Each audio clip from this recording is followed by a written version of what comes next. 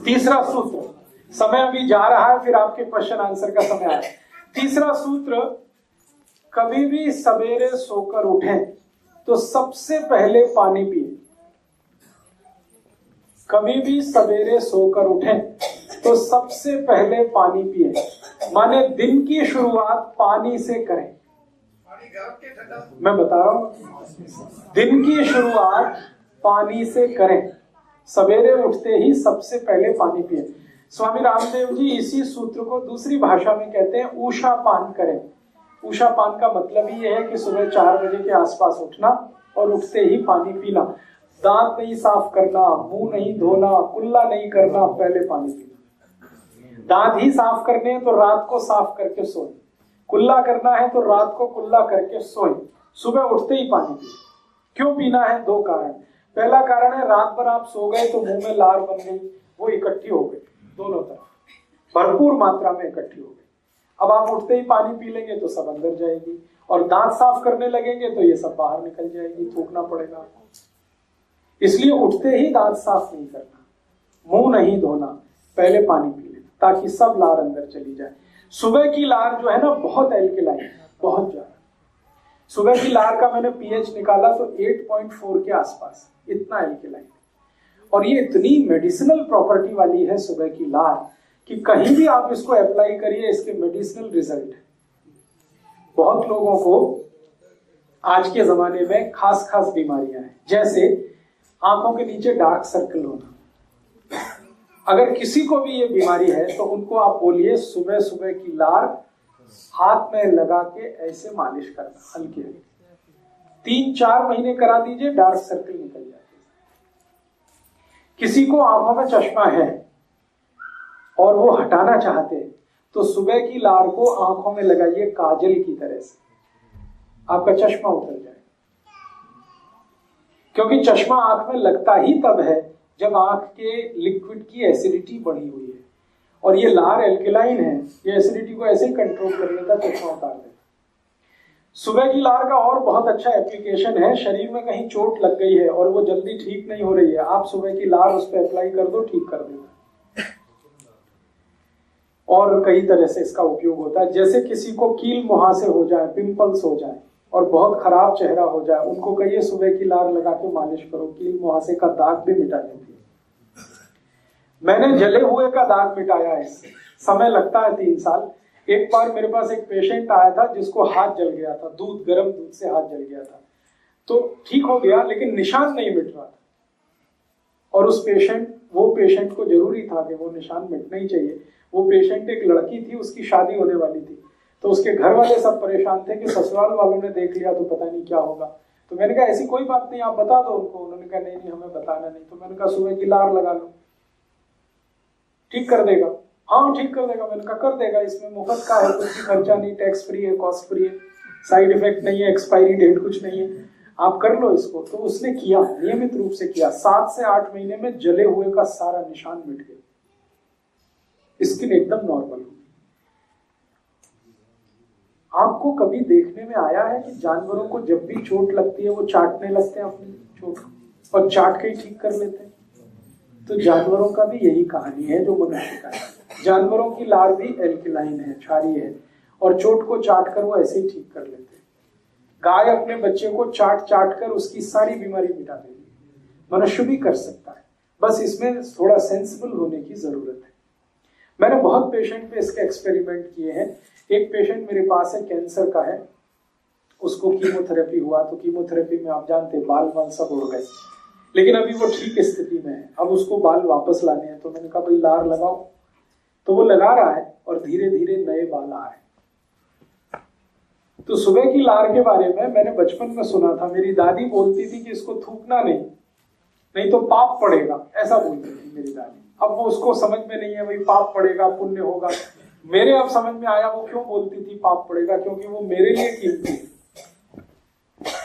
तो इसलिए आप सुबह की लार के बारे में थोड़े कॉशियस हो जाइए। इसको ब्रश करके पेस्ट करके थूकिए मत वॉश बेसिन में, कितना वेस्ट कर रहे हैं। और उससे भी ज्यादा वेस्ट कर रहे हैं गुटखा खाके, तंबाकू खाके, जगह जगह थूक।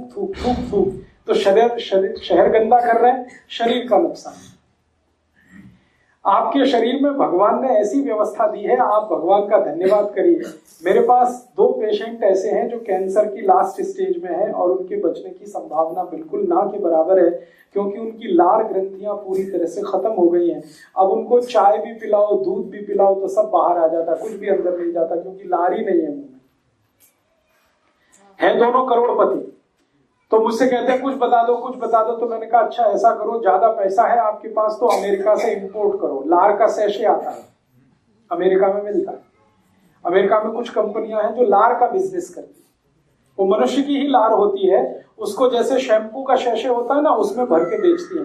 5 मिलीग्राम का एक सैशे 10,000 रुपए का है। तो वो दोनों कैंसर पेशेंट हर दिन 10 से 12 सैशे कंज्यूम कर लेते हैं, 60 से 70 हजार खर्च करते हैं। लेकिन स्थिति अगले दिन सुबह फिर वही हो जाती है, मुंह पूरे का पूरा सूखा रहता है। माने दूसरे की लार किसी दूसरे को काम नहीं आती, लेकिन वो अपने संतोष के लिए करते जरूर है ये काम। तो भगवान ने आपको ये व्यवस्था दी है, इसको खराब मत करना। अब ये व्यवस्था खराब कहाँ होती है और कैसे होती है वो जरूर। लार बनना सबसे ज्यादा कम होता है तब जब आप कोई ऐसी वस्तु का उपयोग करें अपने मुंह में जो एंटी एल्कलाइन है। एंटी एल्कलाइन माने क्षार के विरुद्ध कोई भी वस्तु आप उपयोग करेंगे मुंह में तो लार का बनना कम होगा, उसका उत्पन्न कम होगा। अब ऐसी कौन सी वस्तुएं हैं हमारे जीवन में? आप जितने भी टूथपेस्ट करते हैं ये सब एंटी एल्कलाइन, ये सब आपकी लार की उत्पन्न करने की क्षमता को घटाते हैं। कॉलगेट हो, क्लोजअप हो, पेप्सोडेंट हो, सिबाका हो, फॉरहंस हो, सारे के सारे टूथपेस्ट ऐसे हैं जो एल्कलिनिटी को घटाते हैं। इसलिए मेरी आपको रिक्वेस्ट है कि पेस्ट मत करिए, क्योंकि आपकी लार बनना कम हो जाएगी पेस्ट करने से। और पेस्ट में ऐसा क्या है जो लार को घटाता है? पेस्ट में एक केमिकल मिलाया जाता है, उसका नाम है सोडियम लॉरेल सल्फेट। ये सोडियम लॉरेल सल्फेट को जहर माना जाता है दुनिया में। ये थोड़ी भी मात्रा में जीभ पर आप डाल दें तो लार ग्रंथियों को सुखा देता है पूरी तरह से। इसलिए दुनिया में जो भी सेंसिबल डॉक्टर्स हैं दांतों के, डेंटिस्ट, वो सब ब्रश करते हैं, ब्रश को कभी पेस्ट नहीं लगाते। अमेरिका, यूरोप के बहुत सारे डेंटिस्ट को मैं जानता हूं थ्रू ईमेल, और मैं उनसे बार बार पूछता हूं आप क्या करते हो, पेशेंट को क्या बताते हो, आप क्या करते हो? वो कहते हैं we do not use any toothpaste, हम नहीं यूज करते, हम इस्तेमाल ही नहीं करते। क्यों? वो कहते तुमको नहीं मालूम लार बनना कम हो जाता है। तो मैं पूछता आप करते क्या? तो उनका खाली ब्रश रगड़ते हैं, पेस्ट नहीं लगाते। टीवी में दिखाते हैं ब्रश भर भर के पेस्ट। अमेरिका में कहते बिल्कुल थोड़ा सा लें, क्योंकि इसमें सोडियम लॉरेल सल्फेट है और वो आपकी लार उत्पादन क्षमता को खत्म कर देगा, तो थोड़ा सा ही लेना। हमको टीवी बताता ब्रश भर भर के लेना और दिन में 3-3 बार लेना, सुबह भी लेना, दोपहर को लेना, शाम को लेना। तो ये टीवी के जो एडवर्टीजमेंट है जिससे हम फंसे हैं, इसमें से बाहर निकलिए। जो सेंसिबिलिटी है और आपकी इंटेलिजेंसी है उसका यूज करिए। लार को बढ़ाने वाली चीजों से दांत साफ करिए, ना कि घटाने वाली चीजों से। तो आप बोलेंगे कौन सी चीजें हैं जो लार को बढ़ाती है? नीम का दातुन सबसे ज्यादा लार बढ़ाता है, करके देख लीजिए। नीम के दातुन को जैसे ही आप दांत के बीच में फंसाएंगे तुरंत लार बनना शुरू हो जाएगी। नॉर्मल जितनी बनती है उससे 3 गुना ज्यादा बनेगी, करके देखिए। और जैसे जैसे आप उसको चबाते जाएंगे लार का प्रोडक्शन बढ़ते ही जाएगा, बढ़ते ही जाएगा, बढ़ते ही जाएगा।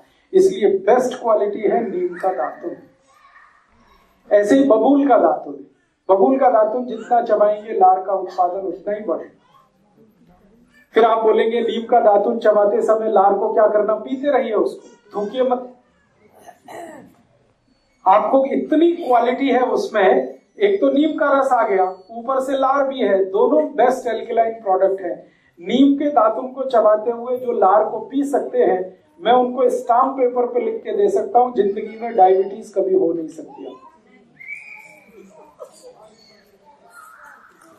अर्थराइटिस होगा नहीं कभी आप, क्योंकि एसिडिटी बढ़ेगी नहीं ब्लड की, एल्कलाइन रहेगा ब्लड, और ब्लड एल्कलाइन रहेगा तो diabetes, arthritis, heart attack, cardiac arrest, brain haemorrhage, paralysis कुछ नहीं होने वाला। इसलिए नीम को भारत में दातुन के लिए सबसे अच्छा माना है। तो आप इसको हमेशा याद रखिए कि पानी को घूट घूट पीना ही सबसे उत्तम है। और दूसरी जानकारी ये कि जब आप खूब ज्यादा पानी को मुंह में घुमा घुमा के पीते हैं और खूब सारा सलाइवा या सलीवा या लार आपके पेट में जाता है और पेट के एसिड को बैलेंस रखता है, तो रक्त का एसिडिटी बढ़ नहीं सकता, तो फिर जिंदगी में रोग आने का चांस होता नहीं। मैंने ये एक्सपेरिमेंट बहुत सारे ऐसे लोगों पे किए जिनको मोटापा है, बहुत ज्यादा वजन बढ़ा हुआ है। मेरे ऐसे कई दोस्त हैं जो आईटी इंडस्ट्री में काम करते हैं, सॉफ्टवेयर में काम करते हैं, जिनको मोटापा बहुत है, वजन उनका 150 किलो है, 160 किलो है, 170 किलो है। उनमें से कई की नौकरियां चली गई हैं सिर्फ इसलिए कि वजन ज्यादा है। तो मैंने कहा इतना ही करो, घूट घूट पानी पियो, इतना ही करो, और खाने के 1.5 घंटे के बाद पानी पियो। तो साल भर से ज्यादा है हो गया है, वो सब इसको फॉलो कर रहे हैं। अब किसी का वजन 160 किलो से 80 किलो हो गया, किसी का वजन 140 किलो से 70 किलो हो गया, किसी का वजन 165 किलो से 85 से 90 किलो रह गया।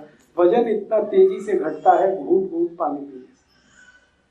और मेरे पास कुछ ऐसे भी पेशेंट हैं जिनका पेट बहुत ज्यादा बाहर आ गया था, उनका सभी पेट अंदर चला गया घूट घूट पानी पीने से। हाँ, बहुत अच्छा सवाल है कि जो पहले से पतले हैं वो और पतले हो जाएंगे।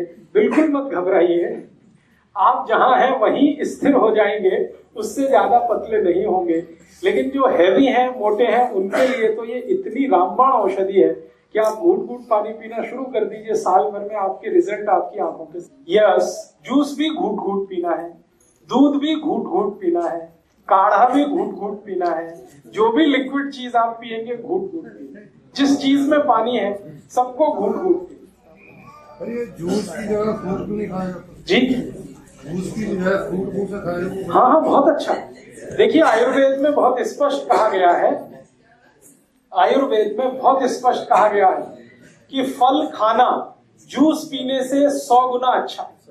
फल खाना, क्योंकि फल जब आप खाते हैं तो फल के साथ जो फाइबर्स हैं वो सब पेट में जाते हैं, लेकिन जब आप जूस पीते हैं तो जूस में सारे फाइबर्स निकाल के बाहर डाल दिए जाते हैं। दोस्तों, सबसे पहले तो चैनल सब्सक्राइब करें, फिर लाइक, कमेंट और शेयर करें, और हाँ, हमारा एंड्रॉयड ऐप डाउनलोड करना ना भूलें।